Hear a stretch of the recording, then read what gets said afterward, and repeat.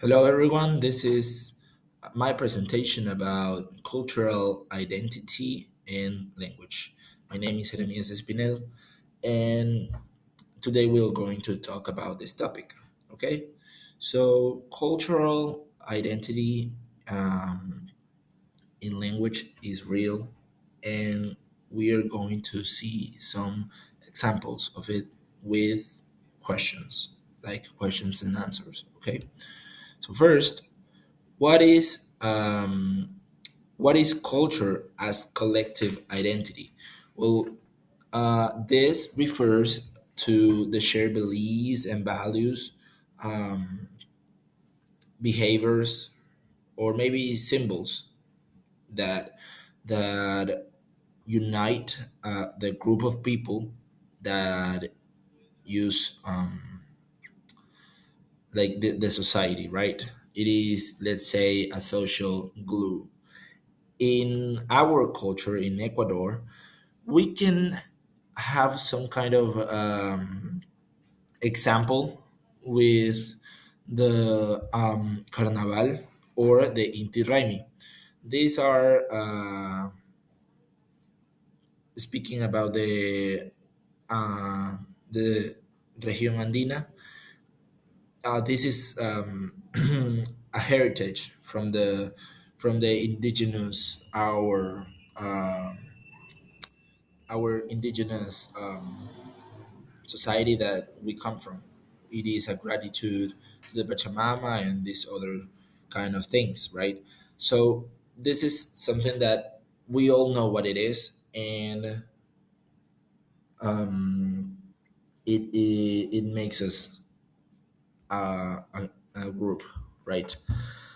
Next, we have what is linguistic identity. Linguistic identity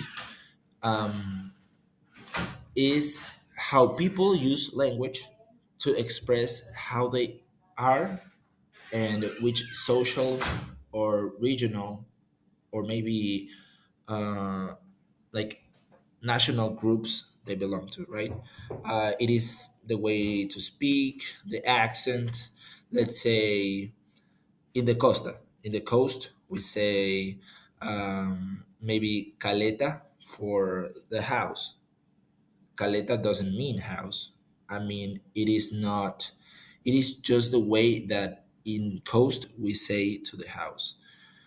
And if we talk about the highlands or the sierra, people used to say achachay, or this kind of word, and it is this comes from the Quichua, and it is for cold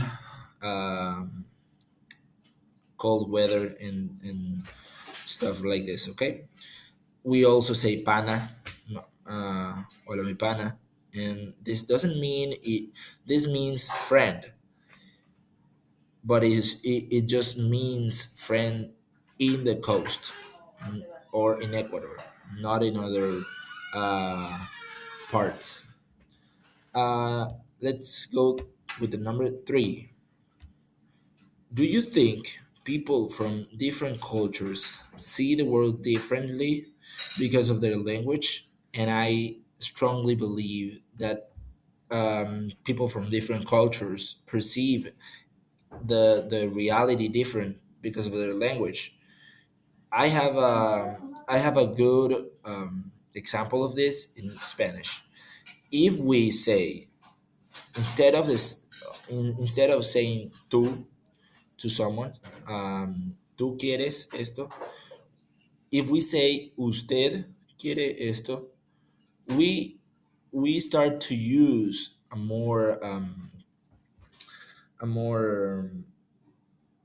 polite way to talk, and this can uh, completely change the way we talk to each other and the way we treat to each other, because this would make more it is automatically making people polite to each other, because they start to see to other people like someone to respect, right?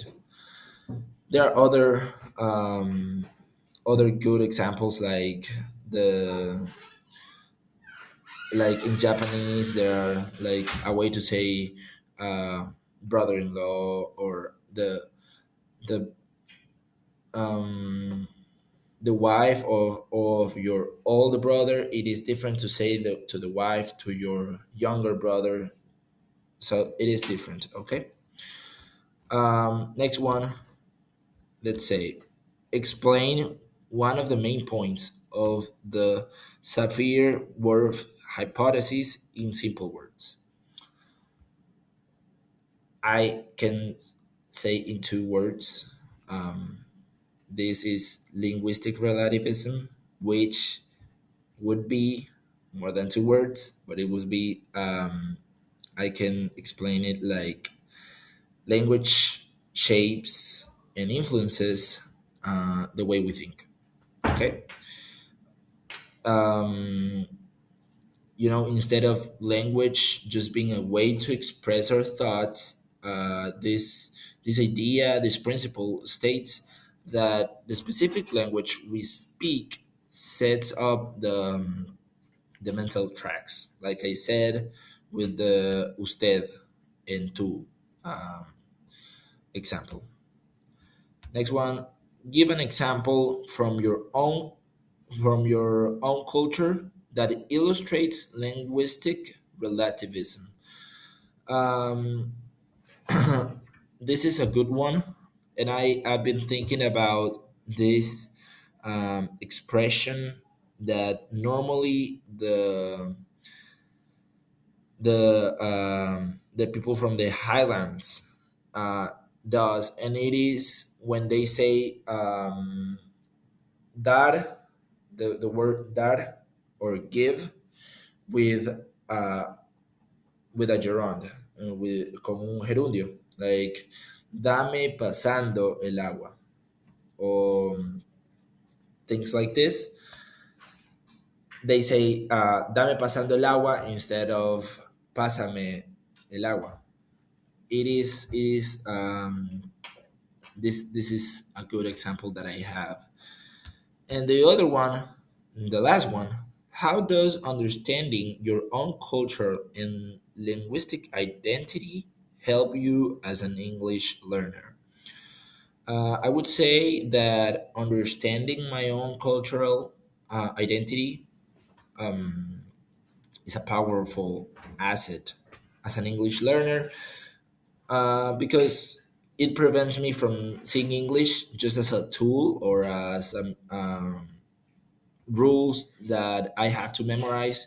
I would see it like um, that allows me to see like that it allows me to see it as a window instead of um,